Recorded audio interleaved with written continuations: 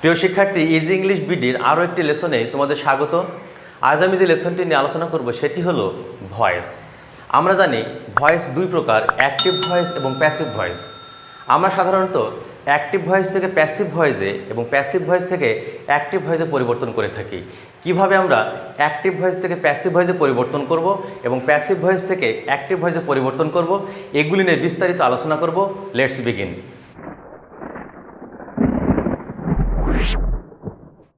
প্রথমে আমরা জানবো যে অ্যাক্টিভ ভয়েস এবং প্যাসিভ ভয়েস কি। যখন আমরা সাবজেক্ট এবং ভার্বকে বেশি গুরুত্ব দিতে চাই তখন আমরা লিখব অ্যাক্টিভ ভয়েসে, এবং যখন আমরা অবজেক্ট এবং ভার্বকে বেশি গুরুত্ব দিতে চাই তখন আমরা লিখব প্যাসিভ ভয়েসে। অ্যাক্টিভ ভয়েসকে প্যাসিভ ভয়েসে পরিবর্তন করার সময় যে বেসিক রুলসগুলো আমাদের জানা দরকার, এখন আমরা এগুলি দেখব। প্রথমে আমরা জানবো যে সাবজেক্ট এবং অবজেক্টের ব্যবহার আমরা কিভাবে করব। অ্যাক্টিভ ভয়েসের অবজেক্ট প্যাসিভ ভয়েসের সাবজেক্ট হয়ে যায়। খেয়াল করো তোমরা, অ্যাক্টিভ ভয়েসের অবজেক্ট প্যাসিভ ভয়েসের সাবজেক্ট হয়ে যায় এবং অ্যাক্টিভ ভয়েসের সাবজেক্ট প্যাসিভ ভয়েসের অবজেক্ট হয়ে যায়। দ্যাট মিন্স যে সেন্টেন্সটিকে আমরা অ্যাক্টিভ থেকে প্যাসিভ ভয়েসে পরিবর্তন করছি, এই সেন্টেন্সটির অবজেক্ট প্যাসিভ ভয়েসের সাবজেক্ট হয়ে যাবে এবং এই সেন্টেন্সটির সাবজেক্ট প্যাসিভ ভয়েসের অবজেক্ট হয়ে যাবে। তোমরা যে ভুলটি অনেকেই করে থাকো সেটি হলো অবজেক্টকে তোমরা আইডেন্টিফাই করতে পারো না। তোমরা নর্মালি জানো যে ভার্বের পরের অংশে অবজেক্ট, আসলে কিন্তু ব্যাপারটা এরকম নয় যে ভার্বের পরের অংশে অবজেক্ট। তাহলে আমরা কিভাবে অবজেক্টকে আইডেন্টিফাই করব? খেয়াল করো তোমরা, মেইন ভার্বকে কি বা কাকে দিয়ে প্রশ্ন করলে আমরা যে উত্তরটি পাবো সেটি আমাদের অবজেক্ট। দ্যাট মিন্স সেন্টেন্সটির মেইন ভার্বকে যদি আমরা কি বা কাকে দিয়ে প্রশ্ন করি এবং যে উত্তরটি আমরা পাবো সেটি হবে আমাদের অবজেক্ট। এবং প্যাসিভ ভয়েসে মেইন ভার্বের সবসময়তেই ভার্বের পার্টস পার্টিসিপল, দ্যাট মিন্স ভার্বের ভিতরি আর ভার্বের পার্টস পার্টিসিপল হবে। এখন আমরা একটি এক্সাম্পল লক্ষ্য করব এবং এই সেন্টেন্সটিতে সাবজেক্ট কিভাবে অবজেক্ট হিসেবে ব্যবহার করা যায় এবং অবজেক্টকে সাবজেক্ট হিসেবে ব্যবহার করা যায় এটি আমরা শিখব এবং অবজেক্টকে আমরা আইডেন্টিফাই করব। Okay, he has done the work at noon. খেয়াল করো, হি অ্যাক্টিভ ভয়েসের সাবজেক্ট, হ্যাজ অক্সিলারি ভার্ব এবং ডান মেইন ভার্ব এবং দ্য ওয়ার্ক অবজেক্ট এবং অ্যাট নুন এটি একটি টাইম ইন্ডিকেটর।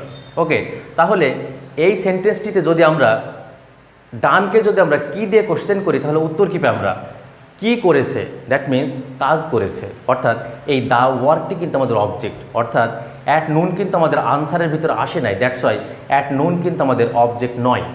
ওকে, দেন তাহলে আমরা কি জানি যে অ্যাক্টিভ ভয়েসের অবজেক্ট প্যাসিভ ভয়েসের সাবজেক্ট হয়ে যাবে এবং অ্যাক্টিভ ভয়েসের সাবজেক্ট প্যাসিভ ভয়েসের অবজেক্ট হয়ে যাবে। আমরা কি জানি যে হি এর অবজেক্টিভ ফর্ম হচ্ছে আমাদের হিম, দ্যাটস ওয়াই সেন্টেন্সটি এভাবে হয়েছে। খেয়াল করো তোমরা, the work has been done by him at noon, অর্থাৎ সেন্টেন্সটি আমরা প্যাসিভে পরিবর্তন করেছি। তোমরা খেয়াল করো, অবজেক্টটি সাবজেক্ট হয়েছে এবং সাবজেক্টটি অবজেক্টে পরিণত হয়েছে। সাবজেক্ট এবং অবজেক্টের ব্যবহার তোমরা এই ডায়াগ্রামের মাধ্যমে মনে রাখতে পারো। সাবজেক্ট অবজেক্ট হয়ে যাবে এবং অবজেক্টটি সাবজেক্ট হয়ে যাবে। তোমরা খেয়াল করো, অ্যাক্টিভ ভয়েসের সাবজেক্টটি অবজেক্ট হয়ে যাবে এবং অ্যাক্টিভ ভয়েসের অবজেক্টটি সাবজেক্টে পরিণত হবে। অ্যাক্টিভ ভয়েস থেকে প্যাসিভ ভয়েসে পরিবর্তন করার সময় আরও একটি গুরুত্বপূর্ণ জিনিস আমাদের অবশ্যই জানা দরকার, সেটি হলো অক্সিলারি ভার্বের ব্যবহার। অক্সিলারি ভার্ব ছাড়া কিন্তু আমরা কখনোই প্যাসিভ ভয়েসে পরিবর্তন করতে পারবো না। দ্যাট মিন্স একটি অক্সিলারি ভার্ব আমাদের অবশ্যই প্রয়োজন হবে। তাহলে আমরা দেখি কিভাবে অক্সিলারি ভার্ব আমরা ব্যবহার করব। সেন্টেন্সটি যদি আমাদের প্রেজেন্ট ইনডিফিনিট টেন্সে হয় তাহলে আমরা অক্সিলারি ভার্ব হিসেবে ব্যবহার করব অ্যাম, ইজ, আর। অর্থাৎ সাবজেক্ট যদি আমাদের আই হয় তাহলে আমরা অ্যাম ব্যবহার করব, যদি সিঙ্গুলার হয় তাহলে আমরা ইজ ব্যবহার করব এবং প্লুরাল হলে আমরা আর ব্যবহার করব। ওকে, পাস্ট ইনডিফিনিট টেন্স হলে আমরা ব্যবহার করব ওয়াজ, ওয়্যার। ফিউচার ইনডিফিনিট টেন্স আমরা ব্যবহার করব শ্যাল বি, উইল বি।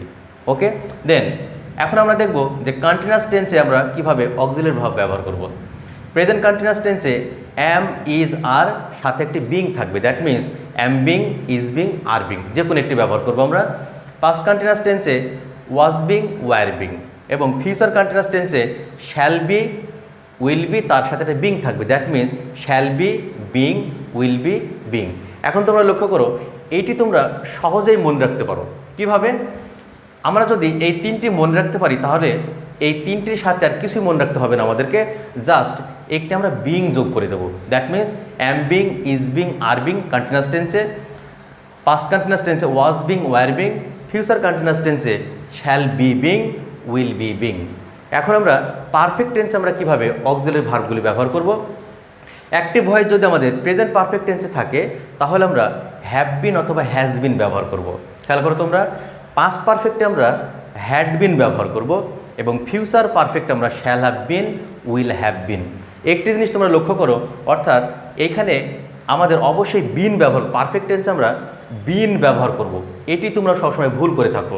এবং কন্টিনিউয়াস টেন্সে আমরা কী করব, একটি বিং ব্যবহার করব।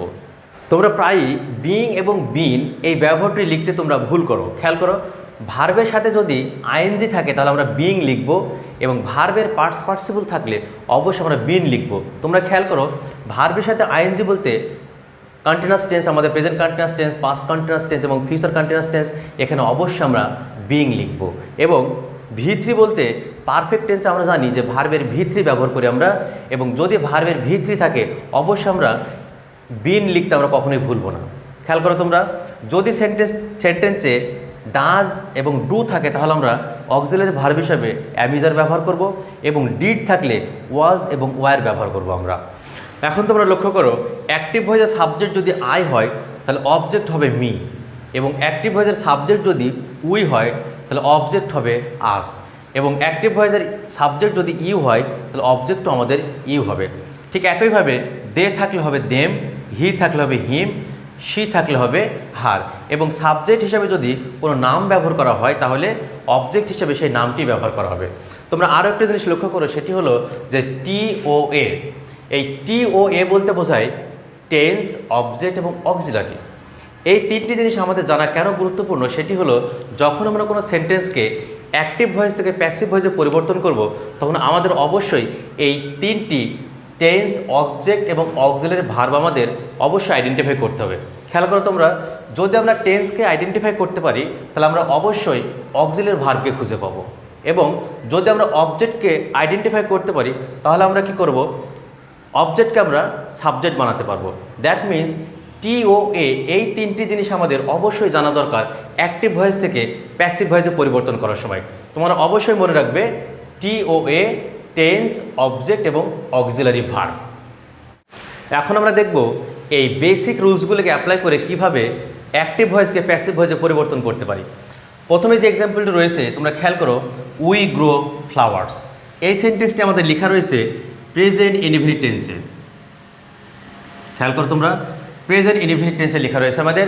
দ্যাটস ওয়াই অক্সিলারি ভার্ব আমাদের কি আসবে, অ্যাম, ইজ, আর, অর্থাৎ অ্যাম, ইজ, আর এর যে কোনো একটি আসবে, তিনটি কিন্তু আমাদের আসবে না। খেয়াল করো, ওকে। দেন উই আমাদের subject, main verb grow, object হলো আমাদের ফ্লাওয়ার।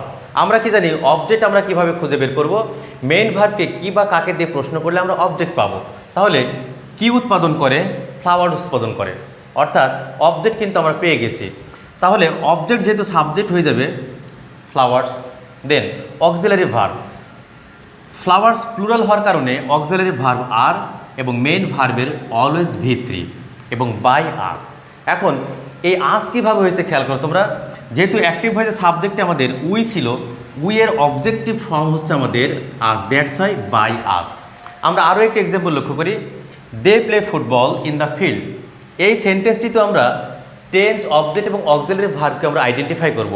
খেয়াল করো তোমরা, এই সেন্টেন্সটিও কিন্তু প্রেজেন্ট ইনডিফিনিট টেন্সে লেখা রয়েছে। দ্যাটস ওয়াই অক্সিলারি ভার্বও কিন্তু আমাদের অ্যাম হতে পারে, ইজ হতে পারে অথবা আর হতে পারে। খেয়াল করো তোমরা, এবং দে আমাদের সাবজেক্ট, প্লে মেইন ভার্ব।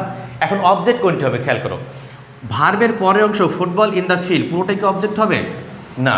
খেয়াল করো, মেইন ভার্বকে আমরা কী বা কাকে দিয়ে প্রশ্ন করলে আমরা অবজেক্ট পাবো। তাহলে প্লে যেহেতু এখানে মেইন ভার্ব, প্লেকে যদি আমরা কি দ্বারা প্রশ্ন করি তাহলে আমরা কি পাই, কি খেলে, ফুটবল খেলে। That's why in the field কিন্তু আমাদের অবজেক্ট নয়।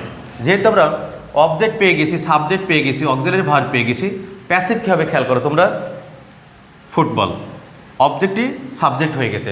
ফুটবল সিঙ্গুলার হওয়ার কারণে অক্সিলারি ভার্ব ইজ এবং ভার্বের ভি3 প্লেড বাই দেম। খেয়াল করো তোমরা, এখন দেম কিভাবে হয়েছে, যেহেতু অ্যাক্টিভ ভয়েসে আমাদের সাবজেক্ট ছিল দে, দে এর অবজেক্ট কোনটি, দে এর অবজেক্ট হচ্ছে আমাদের দেম।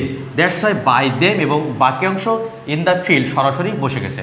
সুপ্রিয় শিক্ষার্থী, তোমরা একটি জিনিস খেয়াল করো যে অ্যাক্টিভ থেকে প্যাসিভ ভয়েসে পরিবর্তন করার সময় সবসময় কিন্তু আমি টেন্স, অবজেক্ট এবং অক্সিলারি ভার্বকে আইডেন্টিফাই করেছি। তোমরা যদি অ্যাক্টিভ ভয়েসকে প্যাসিভ ভয়েসে পরিবর্তন করার সময় প্রথমেই টেন্স, অবজেক্ট এবং অক্সিলারি ভার্ব যদি আইডেন্টিফাই করো, তাহলে প্যাসিভ ভয়েস করার সময় তোমাদের কখনোই ভুল হবে না। এখন আমরা আরও কিছু এক্সাম্পল লক্ষ্য করি। দে আর প্লেয়িং ফুটবল, এই সেন্টেন্সটিকে আমরা টেন্স, অবজেক্ট এবং অক্সিলারি ভার্বকে আইডেন্টিফাই করব। খেয়াল করো তোমরা, অক্সিলারি ভার্বের পরে যেহেতু ভার্বের আইএনজি রয়েছে, এটি present continuous tense. Present continuous টেন্সে আমাদের অক্সিলারি ভার্ব কি আসবে? অ্যাম বিং, ইজ বিং এবং আর বিং এর যে কোনো একটি আসবে। খেয়াল করো তোমরা। দেন এখানে subject they, main verb play এবং ফুটবল আমাদের অবজেক্ট। ওকে, তাহলে অবজেক্ট যেহেতু সাবজেক্ট হয়ে যাবে football, then is being played by them.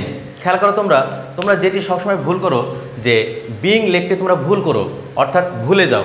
That's আমি এখানে লিখে রেখেছিলাম যে ভার্বের সাথে আইএনজি থাকলে আমরা বিং লিখবো। দ্যাটস এখানে বিং লিখেছি, ভার্বের ভিতরে অলওয়েজ ভিতরে বাই দেম। যেহেতু আমাদের অ্যাক্টিভ হয় যে সাবজেক্ট ছিল দে, আমাদের অবজেক্ট দেম হয়ে গেছে। আরও একটি এক্সাম্পল লক্ষ্য করি আমরা, I have done the work at noon. অর্থাৎ এই সেন্টেন্সটিতে আমরা টেন্স, অবজেক্ট এবং অক্সিলারি ভার্বকে আইডেন্টিফাই করব। এই সেন্টেন্সটি খেয়াল করো তোমরা, হ্যাভের পরে ভার্বের past participle, that means present perfect টেন্সে লেখা রয়েছে আমাদের। ওকে, দেন ওয়ার্ক আমাদের অবজেক্ট, দেন অ্যাট নুন এটি টাইম ইন্ডিকেটর। তাহলে আমরা এই সেন্টেন্সটিকে যদি আমরা প্যাসিভ ভয়েসে পরিবর্তন করি, তাহলে কী হবে? অবজেক্টটি সাবজেক্ট হয়ে যাবে, the work has been done by me. খেয়াল করো, এখন বিন কেন হয়েছে খেয়াল করো তোমরা, অর্থাৎ প্রেজেন্ট পারফেক্ট টেন্সে হ্যাভ বিন, হ্যাজ বিন হবে এবং তোমরা একইভাবে এই বিনটিও লিখতে তোমরা ভুল করো। দ্যাটস আমি লিখে রেখেছি, খেয়াল করো যে ভার্বের পাস্ট পার্টিসিপল হলে বিন হবে। এখানে আমাদের ডান কি ভার্বের পাস্ট পার্টিসিপল, দ্যাটস এখানে বিন হয়েছে। খেয়াল করো তোমরা, অর্থাৎ has been done by me at noon. অর্থাৎ মি কীভাবে হয়েছে খেয়াল করে আমরা, যেহেতু সাবজেক্ট আমাদের আই ছিল, এখানে আয়ের অবজেক্টিভ ফর্ম হচ্ছে আমাদের মি, দ্যাটস হয় এখানে বাই মি অ্যাট নুন। সুপ্রিয় শিক্ষার্থী, আশা করি অ্যাক্টিভ ভয়েস থেকে প্যাসিভ ভয়েসে পরিবর্তন করার যে বেসিক রুলসগুলি রয়েছে তোমরা বুঝতে পেরেছো এবং এক্সাম্পলের মাধ্যমে আমি তোমাদেরকে কিভাবে অ্যাক্টিভ থেকে প্যাসিভ ভয়েস করতে হবে এগুলোই কিন্তু দেখেছি। একটা জিনিস তোমরা সবসময় মনে রাখবে, সেটি হলো টেন্স, অবজেক্ট এবং অক্সিলারি ভার্বকে তোমাদের প্রথমেই আইডেন্টিফাই করতে হবে। That's all for today, thank you very much.